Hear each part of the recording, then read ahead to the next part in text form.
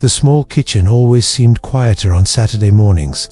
Light poured in through the thin curtains, brushing the wooden table where a bag of flour, sugar, and a jar of chocolate chips waited. She stood there in her apron, her hands resting on the edge of the table, but her mind was not on the ingredients. It wandered instead to a lingering worry. At 70, she had little left of what most people would call wealth. Her pension was modest, her house small, and her savings thin. She often thought of her grandchildren and how other grandparents gave toys, gadgets, or trips. She feared her own offering was too little, that her love would not be remembered. When her grandchildren burst through the door, their laughter filled the house in a way money never could.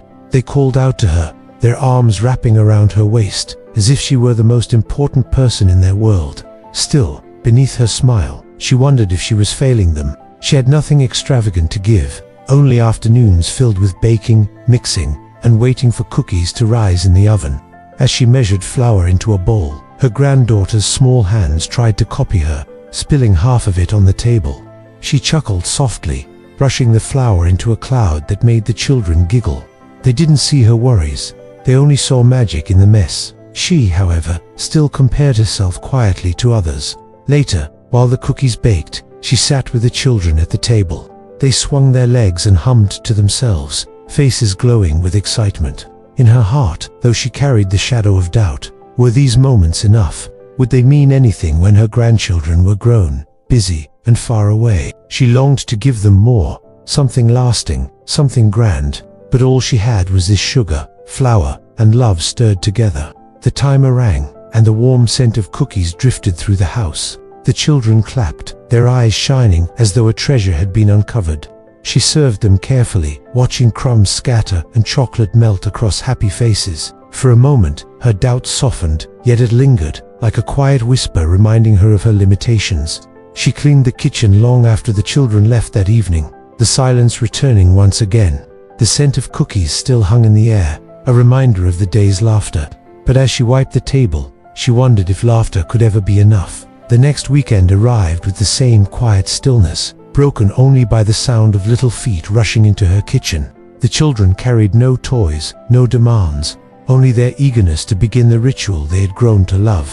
She tied her apron and watched them pull stools closer to the counter, their hands already reaching for bowls. She smiled, though in her heart the familiar thought returned. Was this truly enough for them?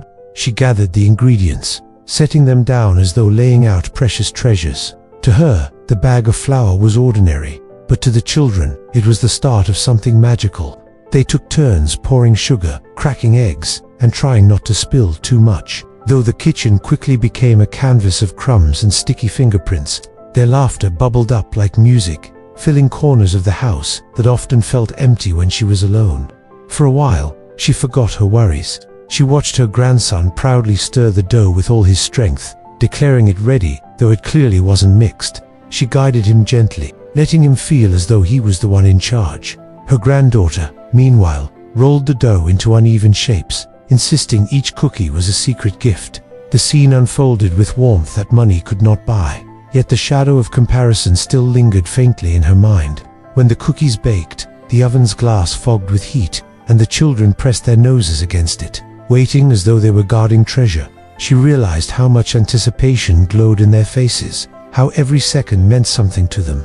The scent spread again, curling through the house like a soft embrace. She saw their joy, and something stirred within her faint whisper, reminding her that this moment itself was a gift. When the tray finally came out, the children cheered. The cookies were misshapen, some too dark at the edges, others still soft in the middle, but none of that mattered. They bit into them with wide grins, giggling at the chocolate smudges on each other's cheeks. She laughed with them, her heart swelling with a quiet relief she had not expected.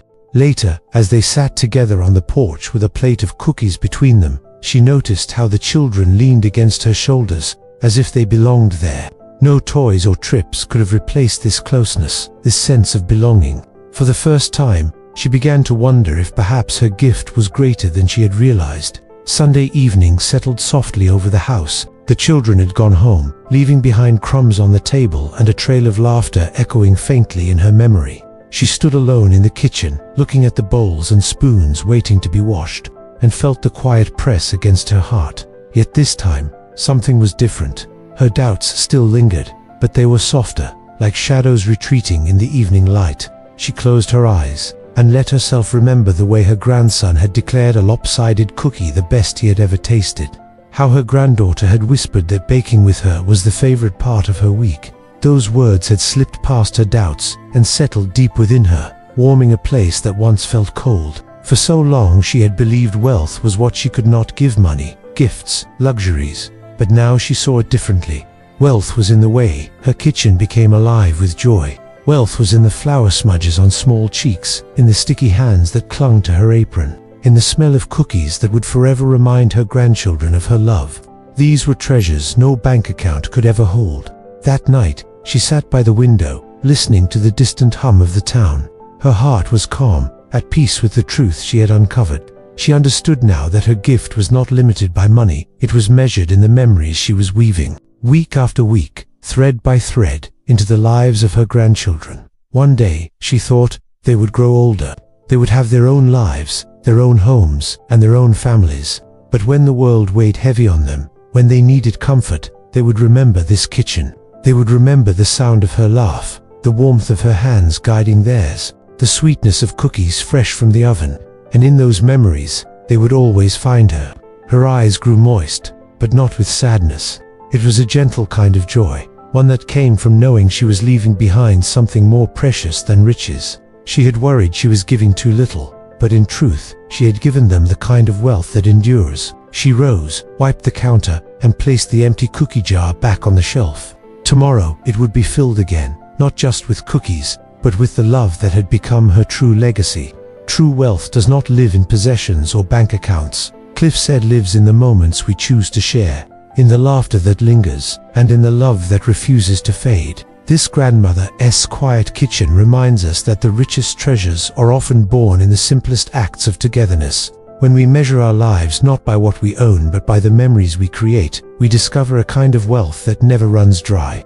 If this story touched you, share it, leave your thoughts below, and join us by subscribing for more heartfelt tales.